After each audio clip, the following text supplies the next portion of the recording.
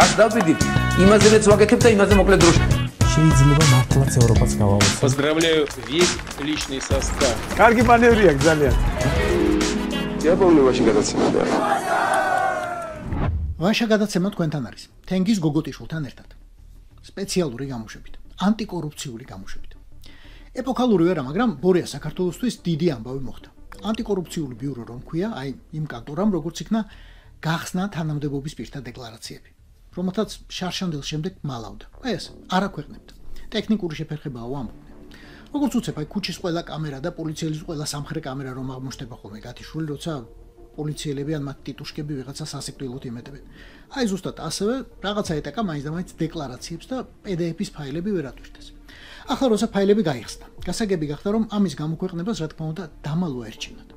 ვიღაცას რაღაცა არ უწერია, ვიღაცას ესეთები უწერია მტერს და ავს. სხვათა შორის თუ გახსოვთ, შარშან თუ 2-3 წლის წინ ამ ბიურომ მიხეილ ყაველაშვილი დააჯარიმა ჯერ 1000 და მერე 1100 ლარით. არასწორად შევსებული დეკლარაციის გამო. დააჯარიმეს არჩილ თალაკვაძე და ბევრი სხვა. საერთაშორისო გამჭვირვალობის გამოთვლით პარლამენტის წევრთა წინა მოწვევის მეტნაკლებად კანონიერი პარლამენტი რომ იყო, იმ წინა მოწვევის პარლამენტის წევრთა 52%-მა დეკლარაცია არასრულად შეავსო. საერთო ჯამში კი დარღვევა 83%-ს აღმოაჩნდა. ანუ ჩვენ რჩეულები გვიმალავენ, რას ფლობენ და რამდენს. ზუსტად ესაა მიზეზი, რატომაც უნდათ პროჭორვილელებს ამ და სხვა სამოქალაქო ორგანიზაციების მოგუდგა. მაგრამ თურმე კვლევას მაინც და მაინც დიდი ორგანიზაციები ყოველთვის არ სჭირდება. ერთმა დაინტერესებულმა ადამიანმა, მოქალაქემ, სალომე სიმონიამ დაუარა მინისტრებად და დეპუტატებად წოდებულ ინდივიდებს და ძალიან ბევრი საინტერესო რამ აღმოაჩინა. დღეს სწორედ ამ საინტერესო ამბებს მოყვებით. სალომე მოყვება. მოყვება მაგალითად ამბებს, რომელიც მან ამოკრიბა ჩვენი რჩეულების თუ ეგრეთ წოდებული რჩეულების დეკლარაციებიდან, კერძოდ მათი გატაცებები ძვირფასი საგნებით. ვახტანგ თურნავა მაგალითად დეპუტატი თუ გაგიგიათ ასეთი ფლობს 7 მაჯის საათს, რომელთა საერთო ღირებულება არის 177,691 ევრო. გიორგი ჭყონია, ასევე დეპუტატი ყოლიათ, მიდრეკილება აქვს ძველი საბჭოთა მანქანებისკენ. ფლობს გაზ 12-ს, ანუ ზიმს, გაზ 13-ს, ძველ ჩაიკას და მოსკვიჩ 4-ს, ჭიჭიკო მოსკვიჩი, რასაც ქვია. ილია ინჯიასა და ბეჟან წაკაძეს აქვთ მაუზერები მითითებული ხის ჩასადებით, კაბურით. წაკაძეს ასევე აქვს მოოქროვილი პარაბელუმი, პისტოლეტი. ამ წაკაძესვე აქვს მაჯის საათი შოპარდი, 50,000 ლარა შეფასებული და 8 ნახატი, 676,000 ლარის. თინათინ რუხაძე მინისტრს, რომლის ჩანთების ამბავიც გაიგეთ, ეს ჩანთების ფასი უნდა დაზუსტდეს. 8,100 ევრო ერთი ჩანთა და მეორე ჩანთა 5,995 ევრო, ან 6,000 ევრო. და თინათინ რუხაძეს მითითებული აქვს ოქროს ყელსაბამი, რომელიც აღემატება 10,000 ლარს და 2 ბრილიანტის ბეჭედი, რომელიც ცალ-ცალკე აღემატება ასევე 10,000. ასევე ყავს დეპუტატი გიორგი ბარვენაშვილი, ვიღაც გაგიგიათ, ვიღაც არ გაგიგიათ, რომელიც ფლობს 8 მაჯის საათს. და ამ საათების საერთო ღირებულება არის 429,400 დოლარი. ანუ 1,200,000 ლარი. ერთ ადამიანს მაჯაზე უკეთია, ну სხვადასხვა დროს მართალია, მაგრამ მაჯაზე უკეთია 8 საათი, საერთო ღირებულებით 1,200,000 ლარი. ასე დეპუტატები ყავს, ასეთი რჩეულები ყავს და ეს არ არის, რა თქმა უნდა, მთელი სია, კიდევ ძალიან ბევრია ასეთი. კონკრეტულად ვის რა აქვს და საიდან აქვს, ამას დღეს მოგვიყვება სალომე. გამარჯობა. სალომე, გამარჯობა. მადლობა ინტერვიუსთვის და მადლობა შრომისთვის, რომელიც გაგიწევიათ და ბევრი რამ აღმოგიჩენიათ, ბევრი რამ გიპოვნიათ ოფიციალურ დოკუმენტებში. მოდი, მშრალი სტატისტიკით დავიწყოთ. რამდენად უხეშად რო ველაპარაკოთ, რამდენად მშივრები არიან ამ ქვეყნის მამები და დედები? ისინი ვინც საკუთარ თავს დეპუტატებს ან მინისტრებს უწოდებს. ესე იგი, ცოტა ხნის წინ მე რატომღაც არ დამეზარა და შევისწავლე ყველა დეპუტატის დეკლარაცია და ასევე ყველა მინისტრის. და ესე იგი, აღმოჩნდა ესეთი რამ, რომ საქართველოს პარლამენტში ზის 89 დეპუტატი და მათგან არის 33 ოფიციალური მილიონერი, და ოცნებას ყავს 14 მინისტრი და აქედან 7 არის ოფიციალური მილიონერი. ხა ეს რას ეყრდნობა? ეს ეყრდნობა მათ მიერვე შევსებულ დეკლარაციას, რომლის ვალდებულებაც აქვს რომ შეავსონ.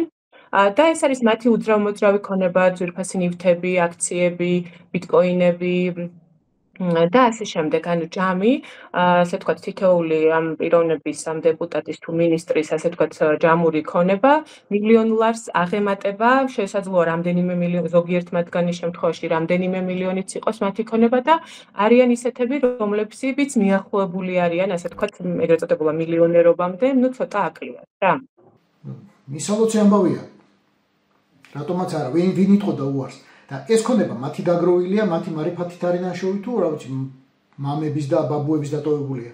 თქვენ იცით რომ ჩაკეტილი იყო დეკლარაციები გარკვეული ხნის მანძილზე და სულ ახლა ხანს გახსნეს, მაგრამ ადრეც ვაკვირდებოდი, როცა იყო ეს შესაძლებელი, ნაწილი ესეც ცალსახად ახლა შეიძლება ციფრები გამიჭირდეს რომ ვთქვა, მაგრამ დიდი ნაწილი ამ შემთხვევაში არის უფრო ახლად გამილიონერებული, ასე ვთქვათ, აი ბოლო წლების მანძილზე, უფრო ესე ზუსტად რომ ვთქვათ, ბოლო წლების მანძილზე გამილიონერებული და რაც ჩემთვის საგულისხმო იყო, ამ ესე იგი დეპუტატებიდან 99 დეპუტატიდან 27 მათგანი არის ბიზნეს საქმიანობით ოფიციალურად დაკავებული და ეს გულისხმობს ახლა ბიზნეს აი კომპანიებს ხობენ მაგალითად ეს შეიძლება იყოს 1, 2 ან ზოგ შემთხვევაში 20 კომპანიაც კი არის ერთი დეპუტატის სახელზე 25 კომპანიაც კი არის ერთი დეპუტატის სახელზე და მინისტრების შემთხვევაში მაგალითად 6 მინისტრი 14-დან ოფიციალურად არის ასე ვთქვათ ბიზნესით დაკავებული.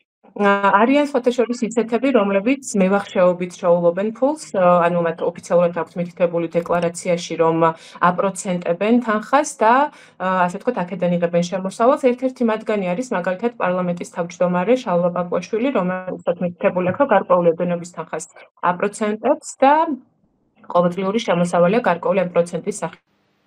ყველაფერი ეს მათი სახლები და კომპანიებია და ძვირადღირებული მანქანები? კოლექციონერები არ არიან? მამა და მარჩენალი ხო კოლექციონერია? ვიცი ჩვენ პიკასოსაც კი აგროვებს.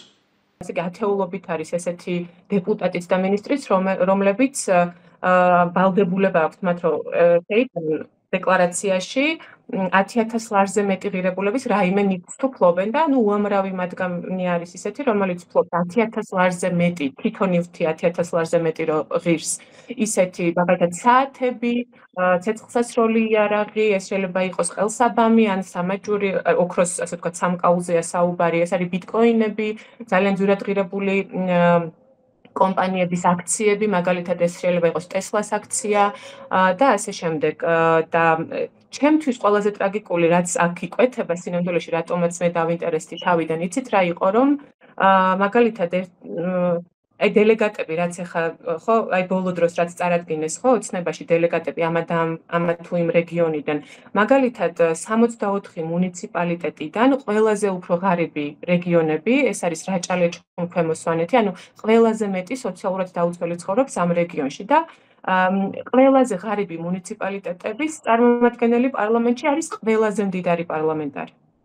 ეს არის გოჩა ენუქიძე მაგალითად რომელიც იცით თქვენ რომ ორჯერ ნაციონალური მოძრაობის ეგიდით მით რა ქვია პარტიული სიით იღებდა მონაწილეობას, ეხლა მესამე სამჯერ არის ოცნების სიით, ნაციონალურ მოძრაობასაც აფინანსებდა და ახლა ოცნებასაც აფინანსებს ძალიან დიდი რაოდენობით შეწირულობაზეა საუბარი და ეს ადამიანი მაგალითად ფლობს მაგალითად თითქმის 9 მილიონი ლარის ღირებულების მანქანას ასტონ მარტინის 2 მილიონ ლარზე მეტი ღირებულების მაგალითად Tesla-ს აქციას და კიდე სხვა კომპანიების და რა ვიცი რამდენიმე მილიონის უძრავ ქონებას ერთი სიტყვით. ნუ ღმერთს მიუცია. გახსოვთ თქვენ ბეჟან წაკაძემ რომელსაც კითხეს რომ აი ხო გემახსოვრებათ რომელსაც კითხეს რომ აი მაგალითად სვეტი ცხოველი ხა რო ირეცხება წყალი რო ჩასდისო რას ფიქრობთ ამასთან დაკავშირებით და მან თქვა რომ არა უშავს ხა ნუ სვეტი ცხოველი ვერ იქნება მუდმივი მაგრამ სამაგეროდ მიხაილ სოცკისთან ერთად რუს ოლიგარქთან ერთად ყიბულში აშენებს ეკლესიას და ეს ადამიანიც არის ნუ არ ვიცი ძალიან ერთ-ერთი გამორჩეული მულტიმილიონერი პარლამენტართა შორის ხო ეს ადამიანები რამდენად მდიდარ რეგიონებს წარმოადგენენ, იქნებ გარშემო ყველა ასე ცხოვრობს იმ რეგიონებში.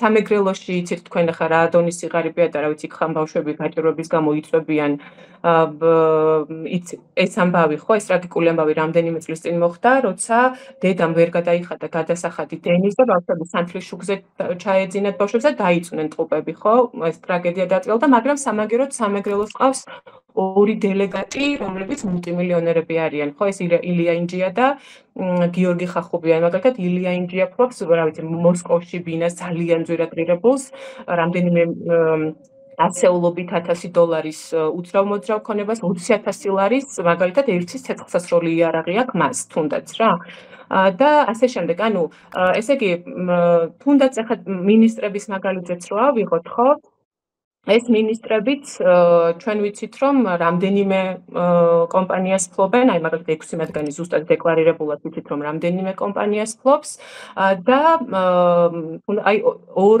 ჩანთას ფლობს მაგალითად 45000 ლარამდე ღირებულების კულტურის მინისტრი. ბოლომდე სამართლიანები რომ ვიყოთ, უქონელებიც ხომ არიან, ვიღაცები ყავს უქონელები, მაგალითად ყაველაშვილს მახსოვს რომ მარტო საბანკო ვალი ქონდა დეკლარაცია ხელფასი კი არ ქონდა ასახული და საბანკო ვალი ქონდა რაღაც 60000 თუ რაღაც საქართველოს პრეზიდენტს ეგრეთ წოდებულ პრეზიდენტს ყაველაშვილს რამდენჯერმე აქვს არასწორად შევსებული დეკლარაცია იმიტომ რომ ეს სრულად უპოვარი არის ახლა ამ დეკლარაციით ან ერთადერთი გარაჟი არის თუ არ ვცდები მის სახელზე ფარეხი ავტოფარეხი არის მის სახელზე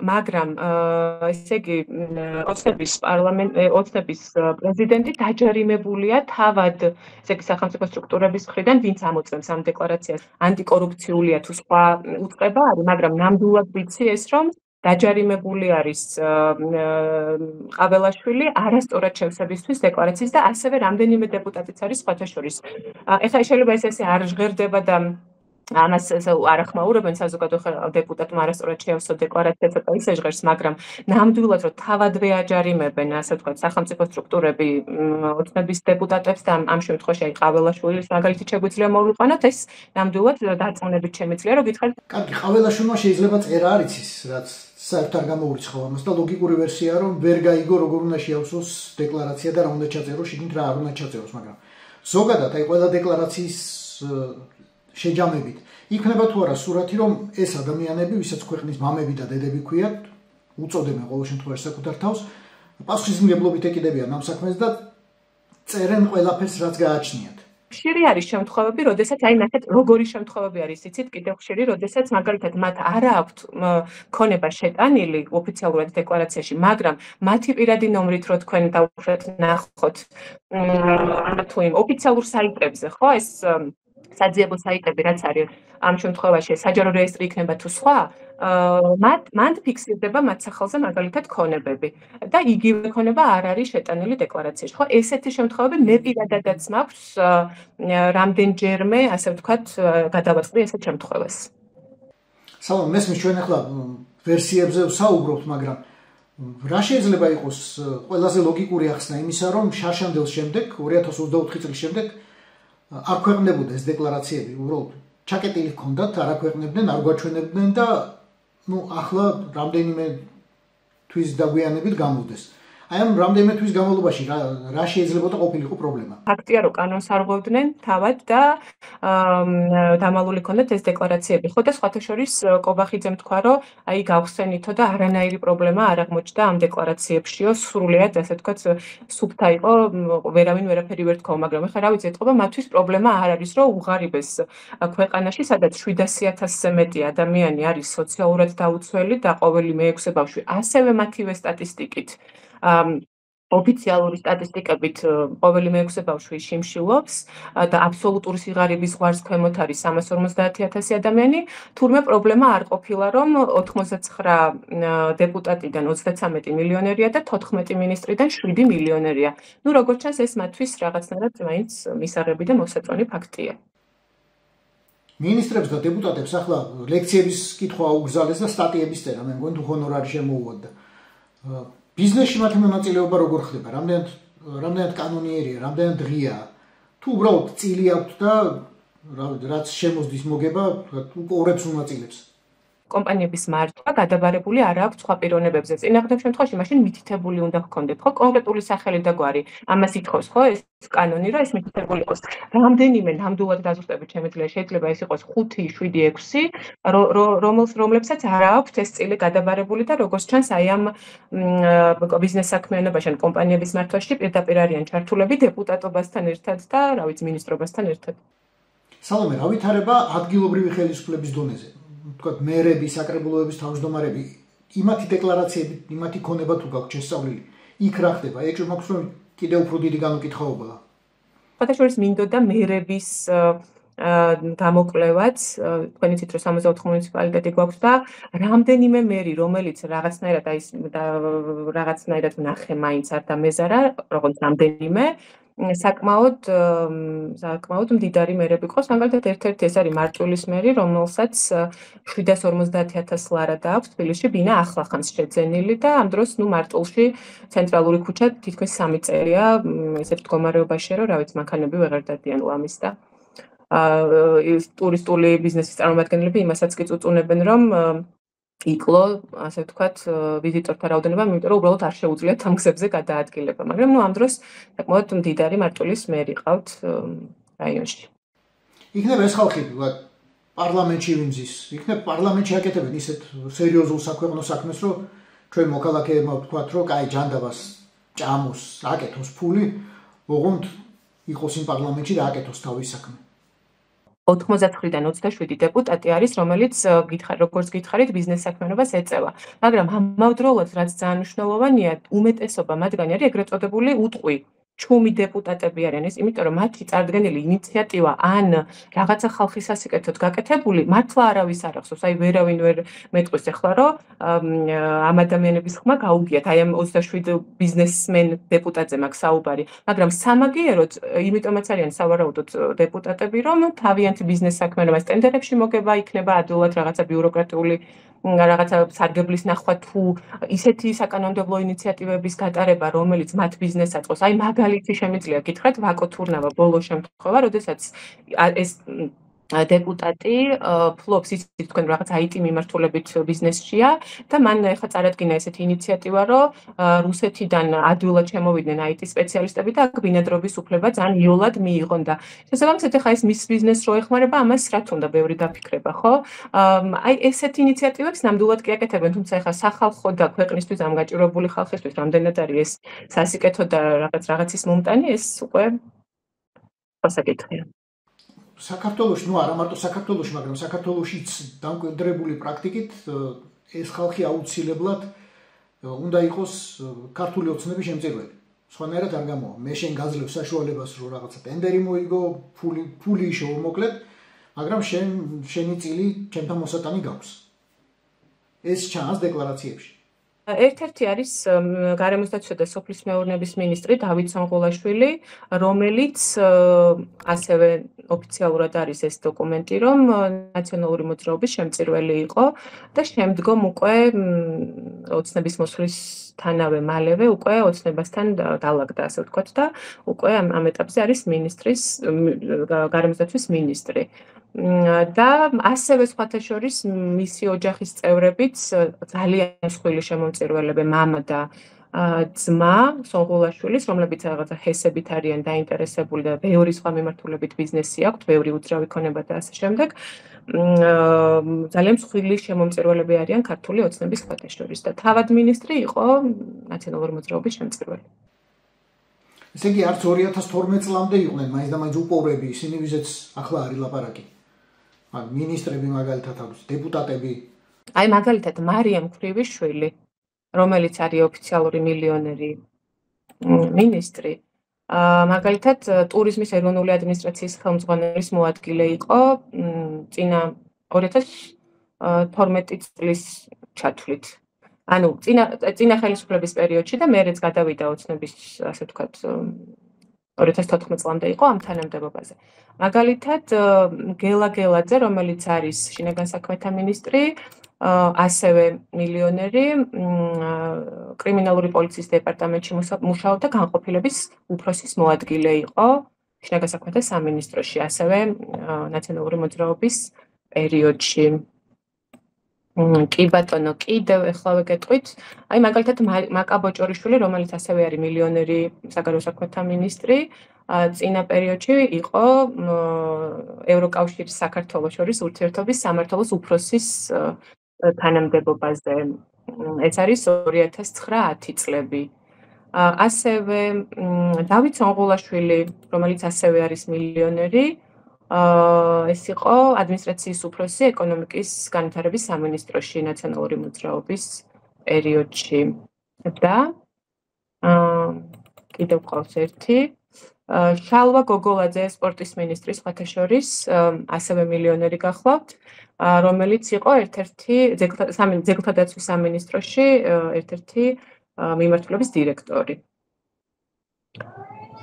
საკმაოდ ისეთი მაღალი, კარგი თანამდებობები ეჭირათ წინა ხელისუფლების დროს. რა აქვს დეკლარაციებში მითითებული ამ ადამიანებს? მარტო ქართულ ბანკებში ინახავენ ფულს? ან მარტო ქონებაში აბანდებენ? სხვათა შორის ამ ბოლო დროს, რაც თვალში საცემი არის ჩემთვის, იმიტომ წინა დეკლარაციებთან შედარებით, არის ის, რომ უამრავი მათგანი ინახავს ნაღდ ფულს. ოღონდ ძალიან დიდი რაოდენობით, ანუ აი ასეულობით შეიძლება 1000 ლარზე და დოლარზეა საუბარი, რომ უკვე ნაღდი ფულის სახით ინახავენ. ანუ როგორც ჩანს ეს დასანქცირების შიში არსებობს თავისთავად ცხადია და ამჯობინებენ, რომ აი ეს დიდი ფული მაინც უფრო ქეშად შეინახონ, ასე ვთქვათ რა. აი წინა დეკლარაციებთან შედარებით, რაც ჩემთვის იყო განსხვავება, რაც მე შევამჩნიე, იყო ეს, რომ აი ნაღდი ფული არის მათ დეკლარაციებში დაფიქსირებული, რომ აი ძალიან დიდი რაოდენობით ინახავენ ამას ესე. და არის რამდენიმე არა, ნუ ხა ავიცი ზოგჯერ ალბათ მუთაქაში ან სეიფში ან რა ვიცი სად ინახავენ. მაგრამ არის რამდენიმე ესეთი დეპუტატი, რომელიც არის მართლა ძალიან მდიდარი. აი არ სრულდება მათი ქონება რა ამ დეკლარაციებში, კაიხანი უნდები ხოლმე რომ ჩახვიდე ბოლომდე. ეთქობა მართლა მოუჭერა და შიში ოხერია.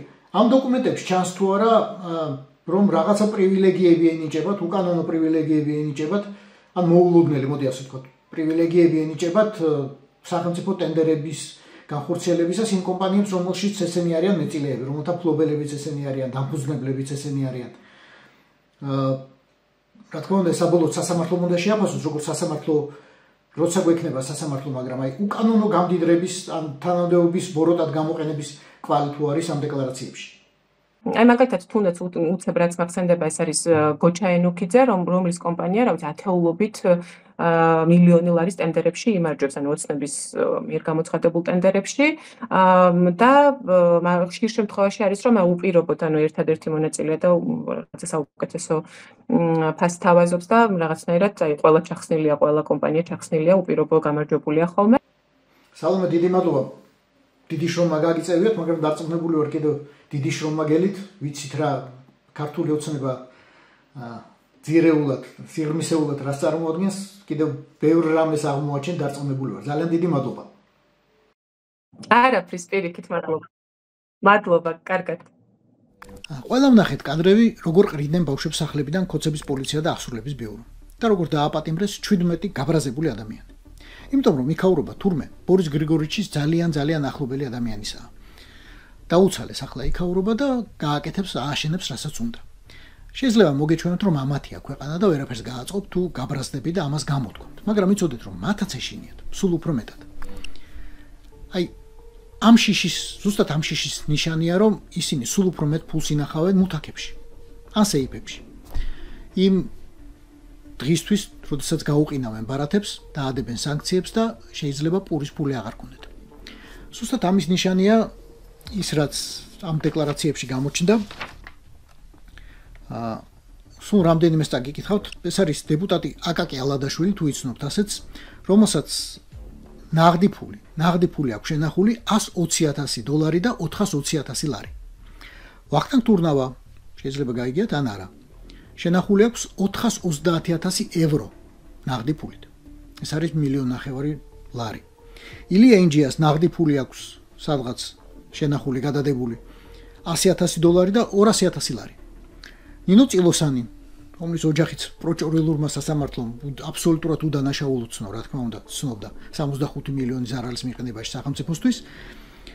ინახავს $100,000 და $70,000 ლარს. დავით სონღულაშვილი, მინისტრი.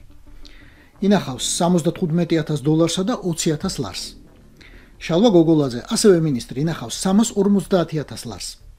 ალუდა ღუდუშაური მუთაქაში სეიფში თუ სადღაც ინახავს $102,000 და €20,000 ევროს. ეს არიან ადამიანები, რომლებიც და არა მარტო ესენი, რომლებიც თითქოს უნდა წარმოადგენენ მაგალითს, როგორ ენდობიან სახელმწიფო სისტემას, როგორ ენდობიან საბანკო სისტემას და მთელი ფული მიბარებული აქვს ბანკებისთვის, თან როგორ იღებენ ამით მოგებას, მაგრამ როგორც ხედავთ, არც ისინი ენდობიან ბოლომდე, არც ქართულ საბანკო სისტემას, არც რომელიმე სხვას, ზუსტად იმიტომ, რომ ეშინიათ სანქციების შიშით. და ასე ძალიან ბევრია, განსაკუთრებით ისინი, ვინც ბატონ ბორისთან არიან დაახლოებულები. მათ ჯერჯერობით დღეს არ უჭირთ არც სპორის ფული, არც ასტონ მარტინის ფული, არც იაგუარის ფული. ისინი თავის თავს მიხედავენ, თქვენი იკითხეთ. ხვალ ბავშვებს რა აჭამოთ და ზეგ ვინ შემოხაზოთ. ეს იყო სპეციალური გამოშვება თენგიზ გოგოტიშვილთან ერთად. მოგვიწონეთ, გვიყურეთ და გამოგვიწერეთ Facebook-ზე, YouTube-ზე, TikTok-სა და Instagram-ზე. რაც დავიდი, იმაზე რაც ვაკეთებ და იმაზე მოკლედ დროში. შეიძლება მართლაც ევროპაც გავავოცოთ. Поздравляю весь личный состав. კარგი მანევრია ძალიან. Я помню, очень гадаться надо.